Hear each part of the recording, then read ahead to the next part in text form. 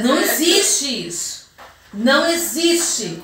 Uma outra coisa que a pregação tem que ter é a questão da boa notícia.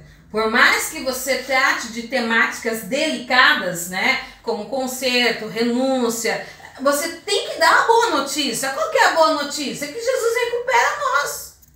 Jesus, ele nos levanta. Jesus, ele nos cura. Então, assim, você aborda o problema, mas você tem que terminar com uma boa notícia de que Jesus é aquele que sabe, que vai te tirar daquela situação. Mas não, eu já vi pessoas terem uma péssima notícia, arrebentar a fragilidade humana, mas esquecer de que Jesus é a porta de escape. E aí as pessoas falam assim, nossa, me senti hoje um lixo. E até uma boa pregação, mas são esses detalhes que muitas vezes a gente não se atenta. Outra, a mensagem é cristocêntrica. Você pode pregar sobre quem for da Bíblia, mas você não pode se esquecer de uma palavrinha-chave, que Deus e Cristo estão ali envolvidos dentro da tua pregação. Muitas pessoas às vezes acabam enaltecendo muito um personagem bíblico, colocando ele como um Deus, esquecendo que tudo aquilo que aconteceu na vida dele foi porque Deus, o Cristo, o permitiu. Então, a gente vê muitas vezes, não é muito, nós hoje já mudamos isso, mas se você colocar há uns 20 anos atrás, era muito, as pessoas muito se sentirem tipo um Jeremias da vida, um Davi da vida, devido aos momentos que estavam sofrendo, fala assim, eu sou que nem Jeremias, eu sou que nem o próprio Davi, eu sou igual a Paulo. Teve pessoas que se auto-intitularam ser Paulo, porque diz que Paulo não tinha muita piedade, diz que Paulo não era um cara grosseiro, muito pelo contrário, muito pelo contrário. Paulo era duro sim quando ele precisava agir, mas quando ele agia no certo, no correto.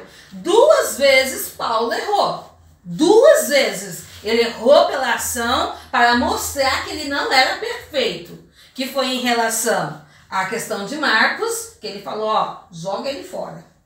O Marcos, o evangelista, que nós lemos.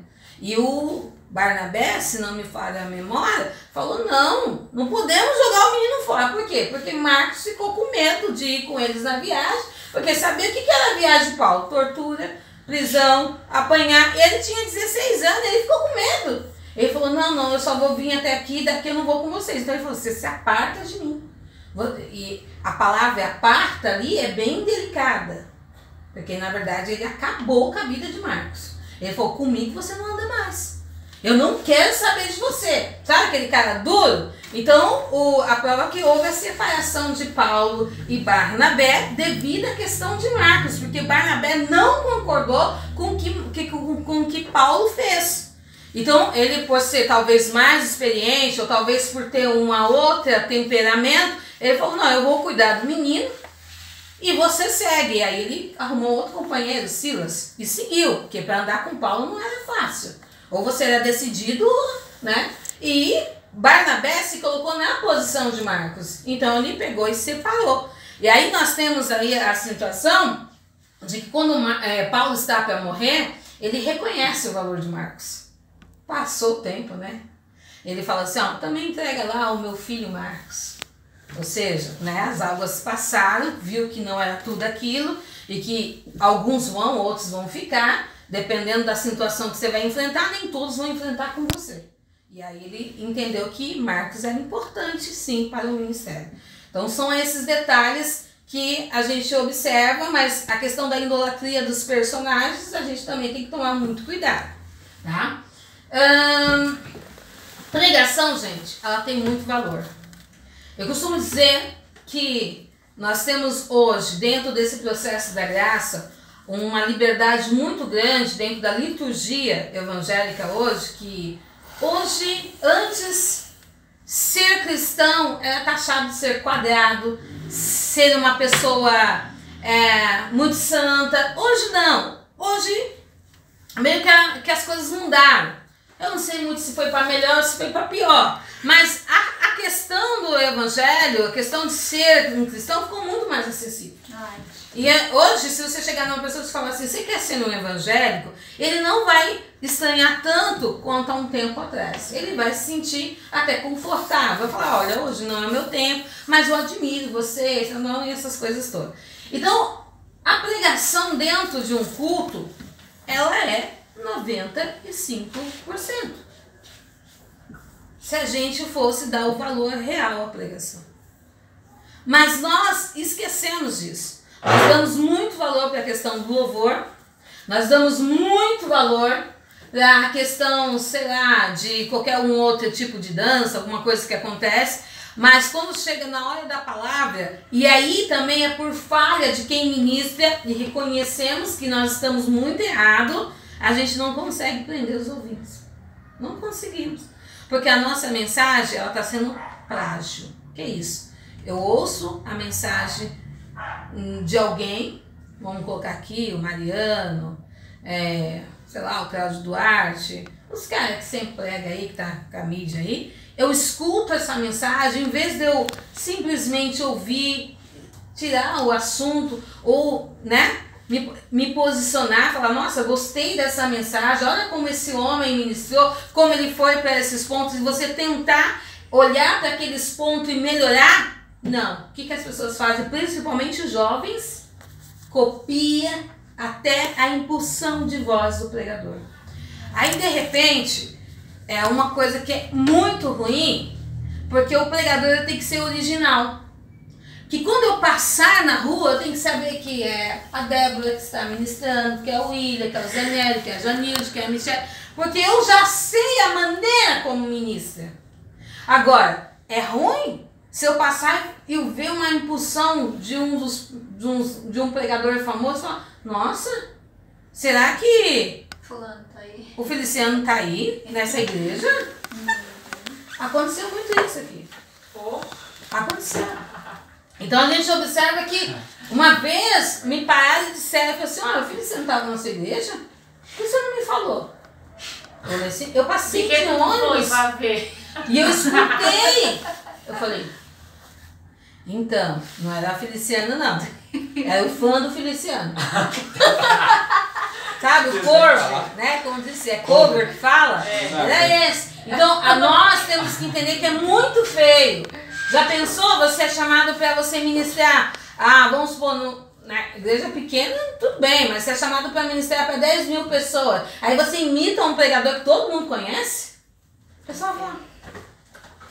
As pessoas querem te ouvir, saber quem é você, como você fala, como que você vai destrinchar um tema que eles deram. Você vê que na questão dos Gideões, eles colocam um tema e vai lá 15, 20 pregadores do mesmo tema. E se sobressai quem destruir aquele tema, ou seja, quem trazer o melhor conhecimento acerca daquele tema. Então, a questão ali não é só a impulsão da voz, não é só a técnica da homilética, mas também o conhecimento.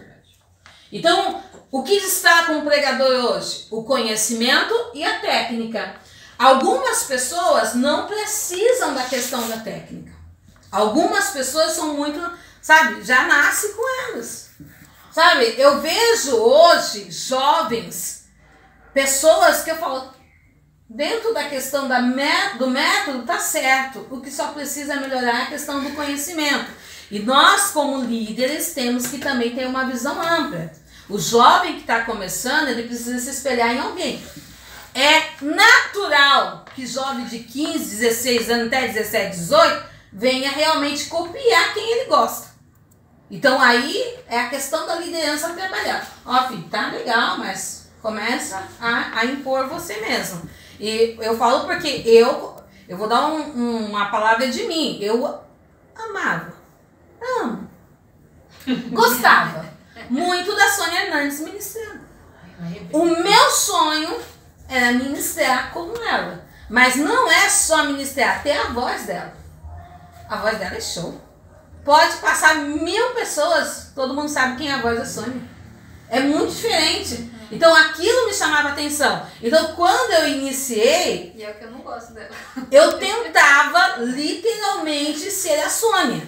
Só que, cara, sem o conhecimento, sem habilidade, sem técnica, era horrível. A prova tanto que ainda bem que as coisas mudaram e eu aprendi a ser eu mesma. Mas terrível! Imagina você não ter nem sequer de longe a voz da mulher e forçar aquilo lá.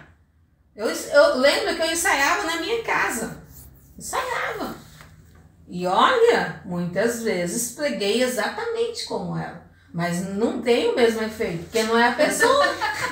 Não é. Então isso acontece muito para quem está começando. É natural. Agora, venhamos e convenhamos. Nós com 30, 40, 50 anos, não dá, né? Já passamos pela fase da experiência. Então, quando eu vejo um jovem assim, eu falo, cara, tem futuro. Porque eu fui assim também. Tem futuro. Mas a problemática está em você tentar melhorar a cada dia. Uma outra coisa que o pregador precisa ter, a sensibilidade de notar, ver e a reciprocidade da igreja. Gente, hoje não tem essa, eu falo e todo mundo me obedece. Não existe isso, tá? Quando eu estou ministrando algo que está trazendo um desconforto à igreja, qual que é a reação das pessoas? Cara feia. Cara feia. Cara feia. Cara feia. Até hoje começa a conversar, não tá nem aí, vira. Uns que são mal educados mesmo, né? Mas aquilo começa a gerar um olha pro outro assim, tipo, será que o pregador não nota isso? Será que ele não percebe que o sermão não tá conseguindo ir para lugar nenhum? E tem mais, vai ter dias que a gente vai estar assim. Qualquer um de nós. Vai ter dias que a gente vai fazer a salada mista. E aí, eu vou falar para vocês a técnica. No dia que não estamos bem, porque somos falhos, no dia em que a gente perceber que lemos, sei lá, olha lá, o Salmo 91 e não deu certo, né? Tô falando uma palavra fácil. E eu não consegui, que eu perceber que a igreja, sabe, tá me suportando. Cara, não precisa ir uma hora, pelo amor de Deus. Diminui o tempo, todo mundo vai dar graças a Deus se você foi embora. Eu não sei onde que eu fui ministrar, que acho que eu ministrei 20 minutos, 25. Sério? Não sei onde foi. Perto do meu pai. Eu sei que foi assim. Porque eu não tava me sentindo confortável com o que eu mesmo desenvolvi.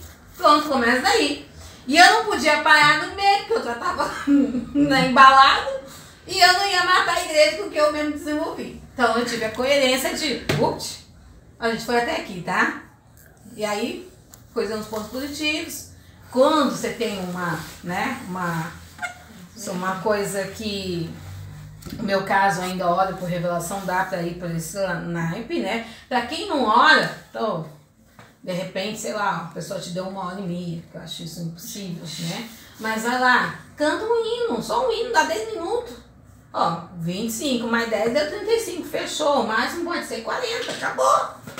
Entendeu? Você não se torna cansativo, você vai ter a possibilidade de voltar àquele lugar uma vez, quando necessário. É claro que não vão te convidar para um evento, mas para uma campanha te convida. E aí, quando você estiver melhor, você, sabe, vai. Mas as pessoas precisam ter isso. A prova é tanto que quando não me convidam muito para congresso, né? Mas quando me convida, eu sou uma pessoa muito clara em dizer, tem certeza? Já me viu pregar? Eu falo. Você tem certeza? Porque às vezes a pessoa não me conhece. Mas você tem certeza que você quer me levar para o seu congresso?